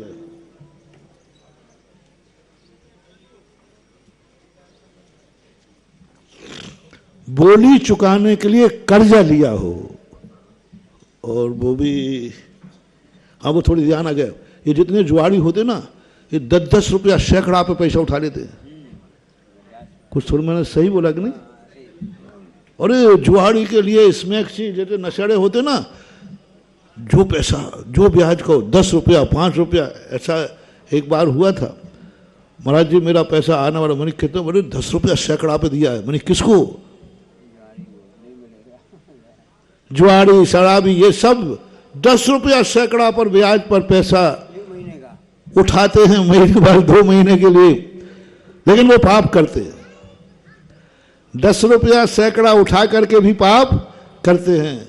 मैं आज पूछना चाहता हूं, 10 रुपया सैकड़ा पर ब्याज उठा करके किसने जाकर के धर्म की बोली ली? बहोरी बंद के चमत्कारोदय में ली, हमारे बहोरी बंद के क्षेत्र पे दी। 10 रुपया सैकड़ा पर ब्याज का पैसा उठाया, तब महाराज जी अब आपकी बदौलत है, तब ये पंच कल्याणक हो पाया है। तब कहीं ये बहोरी बंद बन पा रहा है। कोई एक नाम नहीं, ऊपर से पूछता हूं, अपने उत्तम चंद से पूछ लूंगा, क्या बात हो गया, अपने तो सेठ है। चलो आपसे पूछ लो, जो लाइव में बैठे सुन रहे हो वो भी सुनने, शाम को भेज देना नाम।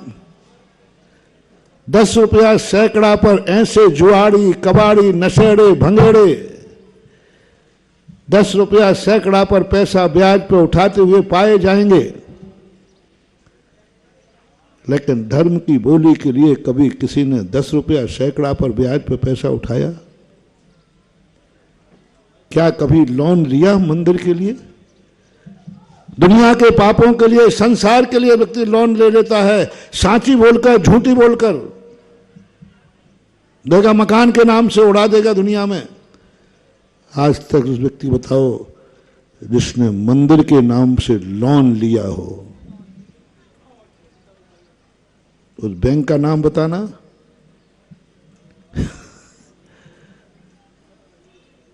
चिंता मत करना, मैं वैसे ही नहीं पूछ रहा हूं, मुझे ऐसे भक्तों की जरूरत है जिसने मंदिर बनाने के लिए लोन लिया हो, उस लोन में मैं हेल्प कराऊंगा, और मैं भगवान से भी हेल्प कराऊंगा। कहने के मैंने कहा भगवान देखो ये वो फट्टा है जिसने आपके मंदिर के लिए क्या लिया भाई? लोन लिया। कहां है ऐसे लोग? कहां है ऐसा सोच? अवभाग्य मान करके तो पापों के लिए दुनिया जाकर के रोड पे आने के लिए सब बच्चों ने बर्बाद कर दिया, बाप ने बर्बाद कर दिया। धर्म में ऐसा नहीं होता। ये मोटिवेशन तुम्हें सोचना चाहिए, विचार करना चाहिए, चिंतन करना चाहिए कि कोई बात नहीं, ले लिया शक्ति से बोली तो ले लिया, पाप के लिए नहीं लिए, धर्म के लिए लिए, ले लिया ले लिया। तुम्हारी जो शक्ति थी नहीं थी तो ले लिया। भगवान सब देख रहे हैं, तेरी आवाज सुन रहे हैं, तुम कैमरे की नजर में हो। परिवार ने क्या कहा? पापा पापा आपने बोली बहुत महंगी ले ली, अपनी शक्ति नहीं। अब बेटा ले ली तो ले ली, दबाव में ली तो फिर क्या करें? दबाव में ले ली हमने, क्या करें? वहां भी दबाव चलता है। वहां धर्मराज पर दुर्योधन शकुनी मामा का दबाव चल रहा था। धर्मराज भी जो दाव पे लगा रहे थे तो दबाव में लगा रहे थे कि नहीं? हाँ, तो यहां भी दाव चल रहे हैं, तो एक आज शकुनी मामा का कह लिया, हाँ ले लिया, क्या करें? ले लिया ले लिया ले लिया ले लिया, शक्ति नहीं है, ले लिया, सब हो जाएगा, सब कर लूंगा। उसी समय शांतिनाथ भगवान के केवल ज्ञान में झलक रहा, क्या बोल रहा है? इसकी कुवत नहीं है, इसने शक्ति से बाहर बोली ले ली और कह रहा है कि ले ली तो ले ली। बस समझ लेना तुम्हारा सगुन चालू हो गया, तुम्हारा शुभ चालू हो गया, तुम एक दिन उस बोली को ऐसे चुका दोगे कि तुम्हें पता ही नहीं चलेगा कि ये बोली कब चुक गई। और यदि हाँ मैंने गलती तो कर दी, अब तो फंस गया, तो आ जाओ कम हियर, मैं तुम्हारी बोली वापस कराता हूं, मैं करा दूंगा, मैं करा देता। बहुत मैं इस मामले में बहुत सॉफ्ट हूं, मैं बहुत कठोर माना जाता हूं। अरे भैया सुधा सागर में बहुत नहीं, मैं ऊपर से जितना कठोर हूं, मैं अपने दानी को, मैं अपने भक्त को धर्म क्रिया करने के बाद रोने नहीं दूंगा। मेरा व्यक्ति धर्म क्रिया करने के बाद नाचता है। राजा हरिश्चंद्र ने जब पूरा राज्य दान में दे दिया, तब पत्नी तो कह सकती थी कि मैं अर्धांगिनी हूं, मैं अर्धांगिनी हूं, आप पूरा राज्य कैसे दे सकते हो? बेटे का अधिकार है, मानव अधिकार में चला जाता है। उस समय आहा वो कीर्तन, जब राजा हरिश्चंद्र की सुन लो कहानी, काशी में जाके बिके तो न प्राण, वहां जाकर के जब माली के यहाँ रानी को नौकरी मिलती है, चांडाल के यहाँ राजा को नौकरी मिलती है। देखो धर्म के कारण से, धन देने के कारण, दान के कारण से माली की रानी को नौकरी करना पड़ी और राजा को चांडाल के यहां नौकरी करना पड़ी। राजा हरिश्चंद्र का राज्य माना जाता था, बहुत बड़ा राजा था, और आज वो चांडाल के यहां नौकर है और वो मालिन के यहां है। माली को जब मालिन के उस बच्चे को सर्प ने काट लिया, जब वो लाकर स्मशान में जाके पहुंचे, राजा हरिश्चंद्र स्मशान में चांडाल की नौकरी पे थे। जो भी यहां जलाने आएगा टैक्स देगा, टैक्स होता है ना जो भी देता है, आज भी दी जाता है वो टैक्स। आज भी यहाँ बुंदेलखंड की परंपरा है, जब अर्थी जाती है तो स्नान के बाहर अर्थी को उतारते हैं, थोड़ा रखते हैं, फिर वहाँ कुछ टका मका डालते हैं, अपनी हो परंपरा, फिर अर्थी को उठा करके अर्थी पे रखते हैं। टैक्स था।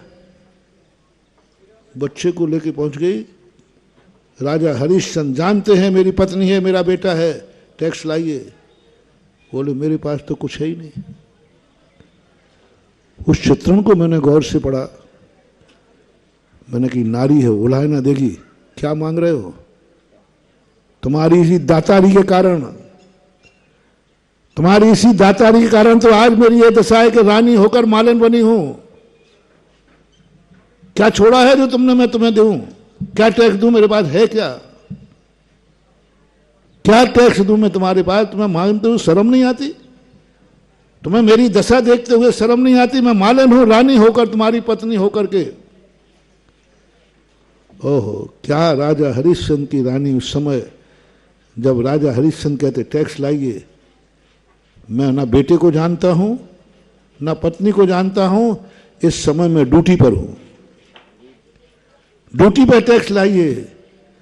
तब उनकी पत्नी ने कोई उल्हायना नहीं दिया। गजब महानुभाव, गजब, कोई उल्हायना नहीं दिया। गर्व से कहती है मैं उस पति की पत्नी हूं जो ऐसे संकट के समय भी अपना धर्म नहीं भूल रहा है। ऐसे संकट के समय बेटा मरा हुआ है, बेटे को भी 2 नंबर में नहीं जला सकता था, जला देता, कौन किस पर पड़ता था? कौन सा वहां बैठा था? उस समय उनके मन में ये भाव आ सकता था। और पत्नी कहती मैं कितना पुण्यात्मा हूं, मैं कितनी धर्मात्मा हूं, मैंने कितने जन्म जन्म के पुण्य किए कि मैं ऐसी पति की पत्नी हूं जो आज बेटे की अर्थी के कफन के लिए, ओहो हे भगवान, जन्म जन्म में यदि मैं कभी स्त्री बनूं तो मैं इन्हीं मेरे पति बने और मैं धन हो गई। अपने आंचल को फाड़ करके बेटे का कफन दे करके उसको जलाती है और पति के लिए कहती है धन्य है। यह है जीवन। सोचो कभी ऐसा हो तो क्या उल्हायना दोगी आप लोग? क्या होता है यहां पर? क्या कलाएं होती हैं तुम्हारे घरों में?